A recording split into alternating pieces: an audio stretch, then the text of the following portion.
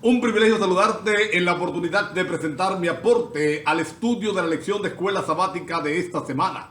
Agradezco a Dios por su compañía, su cuidado, su protección durante todos estos días y por el gozo que nos permite ahora de estudiar juntos la palabra de Dios a través de este folleto que en este trimestre ha estado por lo demás muy interesante. Nos ha marcado la pauta de lo que el Señor anhela con cada uno de nosotros, de lo que el Señor desea contigo y conmigo, cómo Él nos rescata de nuestra vana manera de vivir, nos trae de allá de las tinieblas a la luz admirable con el propósito de que le seamos un pueblo especial para testificar acerca de su amor a otros que perecen en el pecado.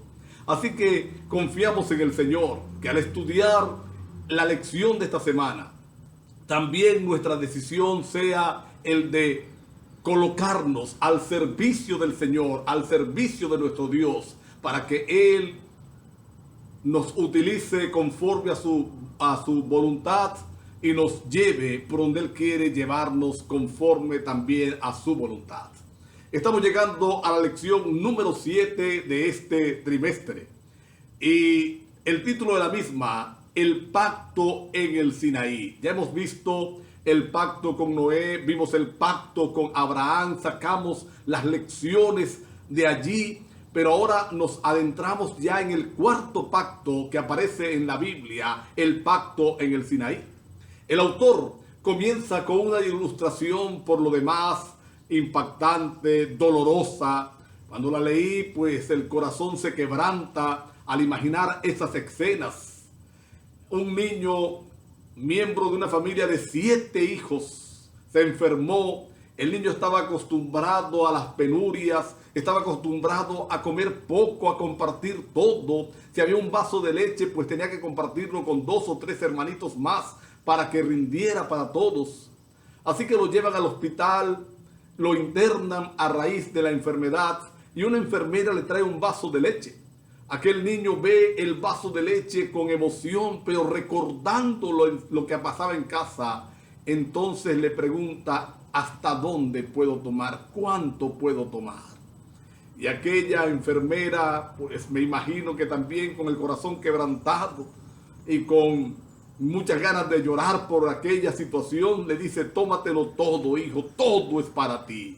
Saben que el autor va a usar esta ilustración para mostrarnos la forma como el Señor deseaba relacionarse, lo que el Señor deseaba darle a Israel. Era un pueblo precario, eran simplemente unos esclavos, sin identidad ninguna, cautivos en una nación extranjera.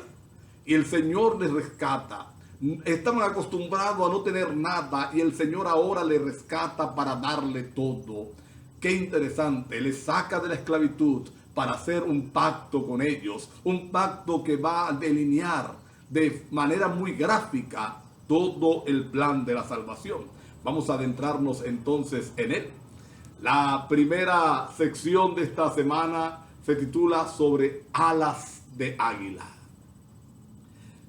Israel estaba inmerso en el paganismo. Ellos habían crecido en medio de Egipto como esclavos de esa nación. Así que el concepto de Dios, el concepto del amor de Dios, el concepto de la adoración al Dios verdadero estaba totalmente desdibujado. Solo algunos pues mantenían ciertas nociones del Dios, pero todo estaba impregnado con el paganismo, todo estaba impregnado de una forma tergiversada del carácter de Dios. De hecho, ustedes recuerdan que cuando salen al desierto, lo primero que hacen es un becerro de oro, porque estaban acostumbrados era a ver, no a adorar en forma espiritual.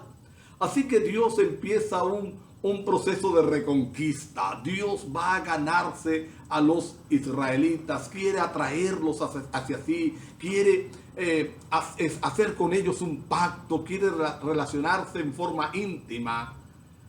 Y comienza entonces mostrando en primer lugar la autenticidad de su amor al manifestar sus obras poderosas en el acto de liberación de Israel. Recuerden la forma portentosa como Dios sacó a su pueblo de allí de Egipto, cómo quebrantó el corazón orgulloso y obstinado de Faraón y de su gente, y cómo hizo que los egipcios temieran a Dios y más bien le dieran de todo. Dice la palabra de Dios que ellos fueron a pedir alhajas, oro, plata, vestidos, y lo que pedían se lo daban, dice la palabra de Dios. Dios va a utilizar dos figuras interesantes para ilustrarnos la forma como Él o lo que Él había hecho por su pueblo. Dos figuras muy lindas. Va a utilizar la figura del Padre con el Hijo. Ahí en Deuteronomio capítulo 1, en Oseas capítulo 11, como un padre llamó a su hijo de Egipto. Y muestra esa relación fraternal, esa relación íntima, esa relación de amor. No creo que haya una figura mejor para ilustrar el amor que el del papá o el de la mamá por sus hijos. Por eso es que insistíamos la semana pasada que la relación de pacto que Dios quiere hacer incluye una relación de intimidad, no es simplemente negocios. Otra figura que usa es la de el águila. Y me llama la atención poderosamente lo que este animal hace. Ustedes saben que ellos viven en lo más alto de las montañas. Y entonces ahí hacen sus nidos, ahí tienen a sus pichones, a sus aguiluchos. Y cuando ellos instruyen que ya el águila está lista para volar, el aguilucho está listo para volar, entonces él lo sube sobre sus espaldas y lo conduce lo más arriba posible y lo suelta. Imagínense.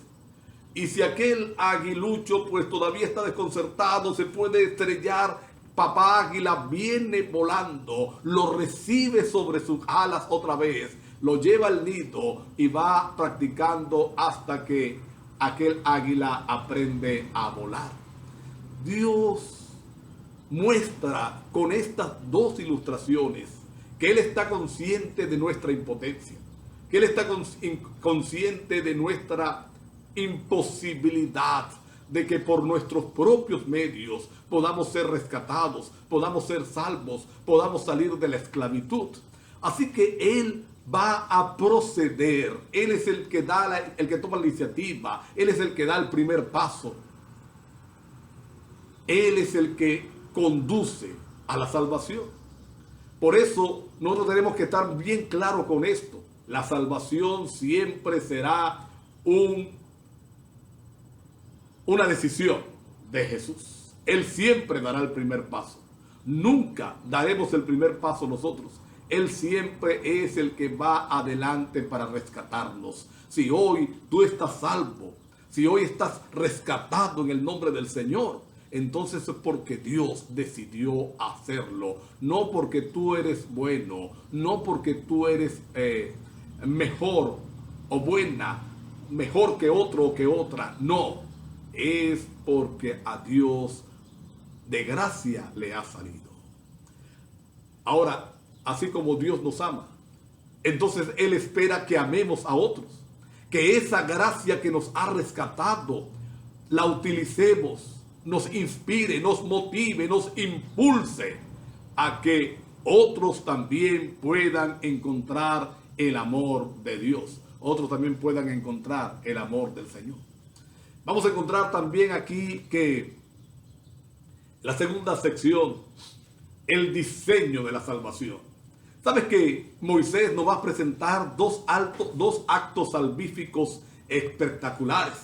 La historia del diluvio con Noé, cuando envió la lluvia para toda la tierra, mandó el diluvio, pero ordenó primero que Noé construyera un arca para él ser salvo y todos los que quisieran ser salvos. Y ya sabemos que salvó Noé y su familia. Y también nos presenta Moisés la historia del Éxodo, que es la que nos está, ahora, en la que estamos estudiando. Y saben que ambas historias, la historia del diluvio, la historia del Éxodo, brindan información sobre la ciencia de la salvación. Vamos a encontrar detalles interesantes para entender el proceso de salvación. En primer lugar, vuelvo a insistir, lo reiteramos una vez más, es por gracia. No es porque Noé se lo mereciera. De hecho, Noé después se equivoca. Noé no era santo, no era perfecto. La gracia del Señor actúa en aquellos que responden a su llamado.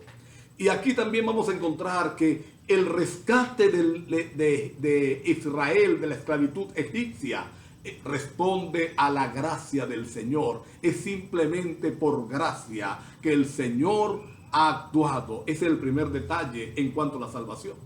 Dios por gracia te ha rescatado, me ha traído de las tinieblas a la luz admirable. No porque alguno de nosotros se lo mereciera. Si alguno siente que merecía ser salvo, entonces aún no está salvo. Lo otro que encontramos es que Dios desciende. Y solamente Dios descendiendo es que puede salvar al ser humano. Él desciende para sacar a Israel de Egipto, según Éxodo capítulo 3. Desciende para sacar a Israel de Egipto. Y va a hacer una ilustración apropiada del descenso de Jesús a esta tierra. Juan capítulo 1, verso 14. Y aquel verbo fue hecho carne y habitó entre nosotros, descendió. Filipenses, el apóstol Pablo describe al Señor diciendo que no tuvo cosa que aferrarse siendo Dios, que no lo vio como una cosa que tenerse, sino que se despojó a sí mismo, descendió para darnos salvación. Y lo tercero que vamos a encontrar en este capítulo, o esta sección, mejor dicho, que nos ilustra lo de la salvación, es que el Señor, según Éxodo 6, se presenta como el pariente redentor. ¿Qué significa esto? Toda la economía hebrea, todo lo que el Señor diseñó para los hebreos, tenía una lección para nosotros, una lección espiritual. Ilustraba la forma en que Dios rescató o rescata al ser humano. Ustedes recuerdan que el Señor había establecido que si alguien se vendía como esclavo por necesidad o estaba a punto de venderse, entonces un pariente cercano podía comprarlo, podía rescatarlo, podía liberarlo. El Señor se presenta como el pariente cercano de Israel. Israel, humanamente hablando, no tiene quien le salve. No hay posibilidades de salir de la esclavitud. Pero entonces Dios llega y se presenta como ese pariente cercano, ese pariente redentor que compra al pueblo y le saca la esclavitud. Él ha actuado contigo y conmigo como el pariente cercano. Él ha actuado contigo y conmigo como el pariente redentor, porque nosotros no teníamos posibilidades de salir del pecado. En nuestros pecados estábamos sumidos y allí íbamos a morir a menos que Jesús actuara, y actuó. Bendito sea el Señor. Una tercera sección en esta semana, el pacto en el Sinaí. Vamos a mirar como tal el pacto y vamos a sacar algunas lecciones, vamos a extraer lecciones también para nuestra formación y sobre todo para el gozo de saber que el Señor quiere salvarnos. 3 acontecimientos importantes va a reseñar Moisés allí en el libro de Éxodo. El Éxodo como tal, el pacto realizado en el Sinaí y la construcción del tabernáculo. Vamos a mirar que estas 3 cosas que presenta Moisés allí en el libro de Éxodo tienen una relación extraordinaria y tienen una lección especial para nosotros, y sigue siendo la forma de trabajo de Dios.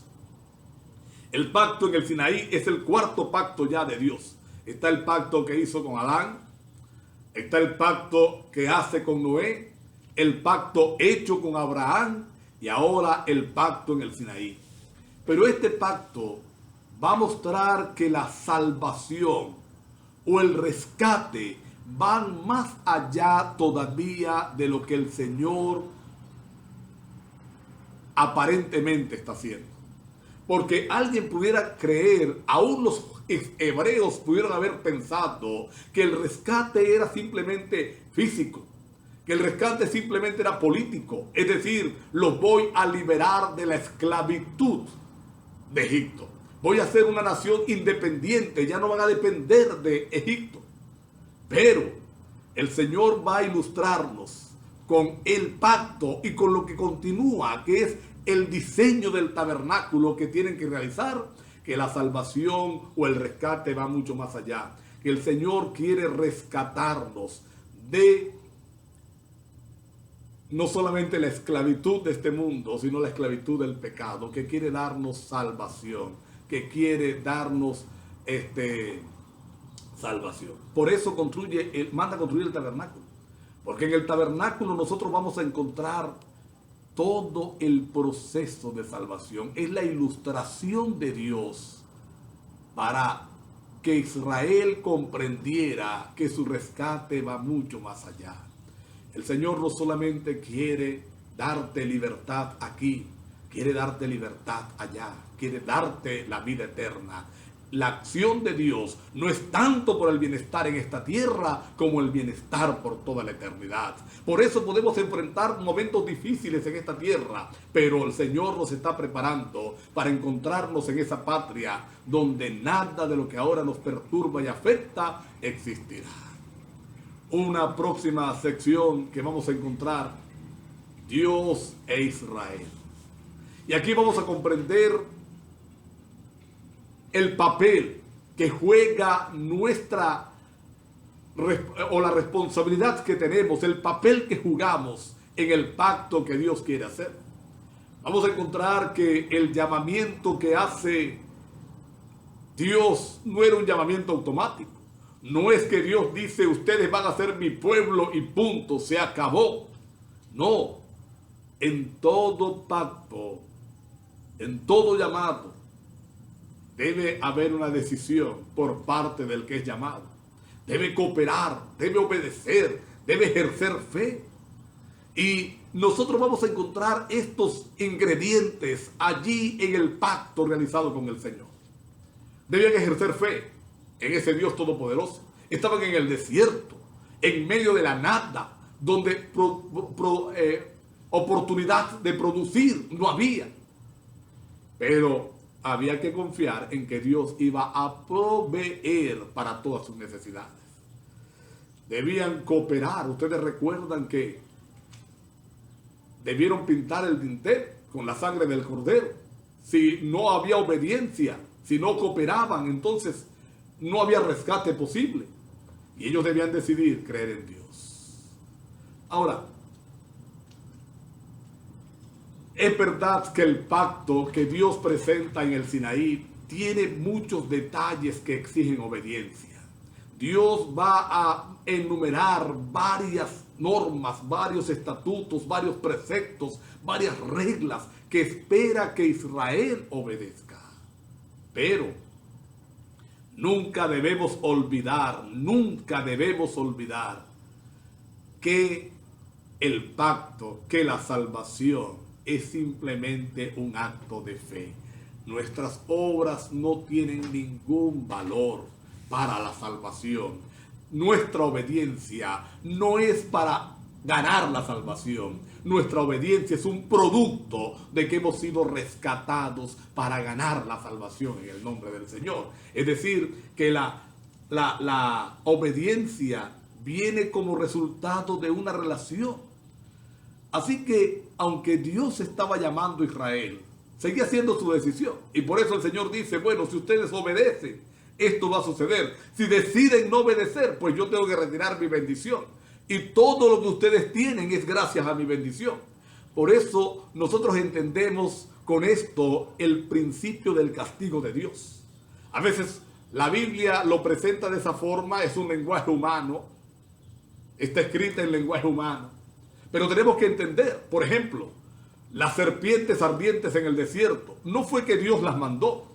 Es que Israel decidió no obtener la bendición del Señor el Señor como caballero se retira y las serpientes llegaron, estaban allí. No era que el Señor estaba diciendo, si ustedes no obedecen, yo les voy a quitar la tierra. No, era simplemente una consecuencia.